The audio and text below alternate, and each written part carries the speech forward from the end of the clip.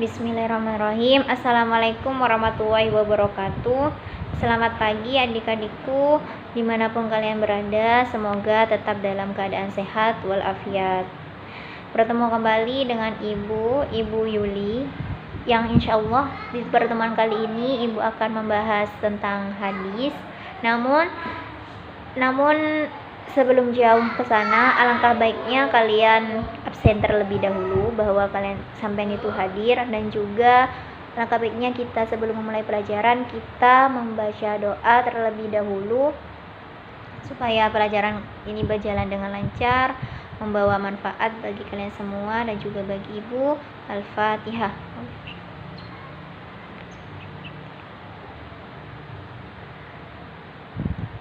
Nah, di pertemuan kali ini Ibu akan membahas tentang apa itu pengertian hadis, kedudukan hadis, dan yang lainnya.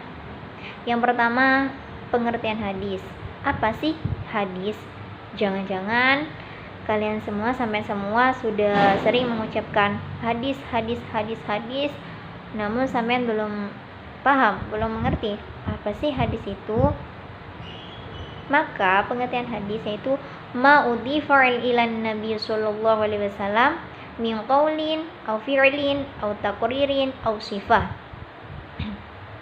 Jadi ma'udhifa ilan Nabi sallallahu alaihi wasallam, apa-apa saja yang disandarkan kepada Nabi Muhammad sallallahu alaihi wasallam, baik berupa ucapannya beliau, perbuatan beliau, atau takrir. Takrir itu adalah persetujuan. Takrir itu apa? Takrir itu persetujuan. Ketika ada sahabat melakukan sesuatu, maka beliau itu diam tidak mau berkata, tapi berarti hatinya itu takrir, beliau itu setuju. Maka itu termasuk hadis sunnah.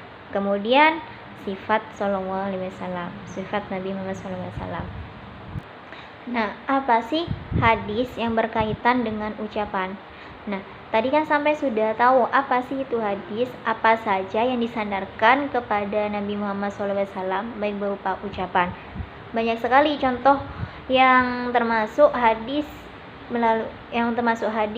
berupa ucapannya beliau. Salah satunya yaitu beliau, sebagai contoh yaitu innamal a'malu binniyat. Nah, ketika waktu itu Nabi SAW langsung mengucapkan innamal a'malu binniyat, maka itu disebut dengan hadis yang berupa ucapan, karena memang Nabi yang mengucapkannya secara langsung, atau beberapa hadis lainnya, atau yang lain seperti ya gulam samillah, wahai anak kecil, kalau makan ucapkanlah bismillah, wakul biyaminika, makanlah dengan tangan kanan. Setiap apa yang diucapkan oleh Nabi SAW itu termasuk hadis. Kemudian yang kedua yaitu hadis berupa perbuatan. Biasanya kalau hadis berupa perbuatan ini, ada seorang sahabat yang melihat Rasulullah SAW melakukan perbuatan, kemudian diriwayatkan.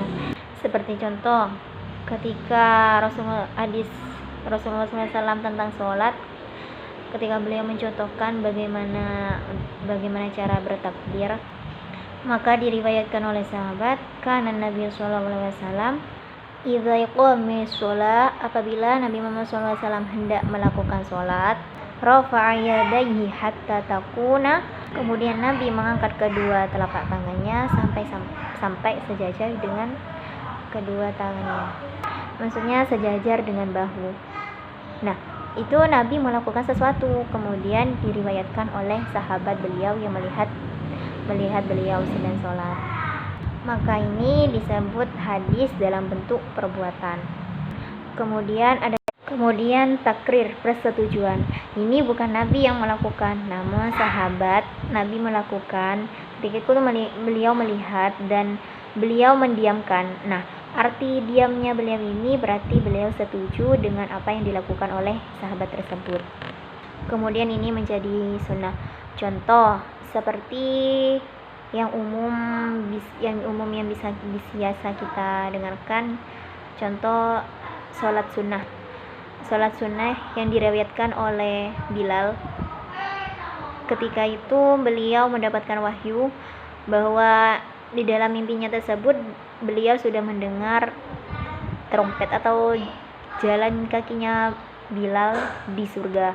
Nah, sehingga beliau bertanya kepada Bilal, "Wahai Bilal, amalan apa yang Bilal lakukan sehingga saya mendengar suara jalannya Bilal di surga?"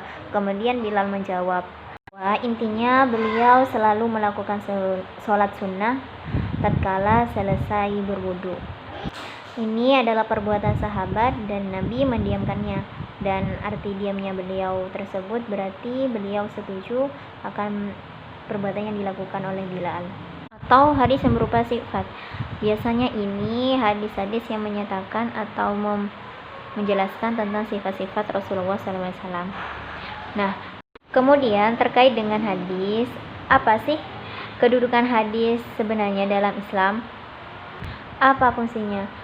Fungsinya adalah tentu untuk menjelaskan Al-Quran, karena Al-Quran maknanya masih sangat luas sehingga dijelaskan oleh hadis. Contoh, ketika Allah Subhanahu wa Ta'ala memerintahkan kita untuk melakukan sholat, aqimis sholat wa atuz zakah. Al-Quran belum menjelaskan berapa rakaat sholat itu, kapan waktu sholat itu, kemudian tunaikan zakat. Al-Quran tidak menjelaskan sholat berapa.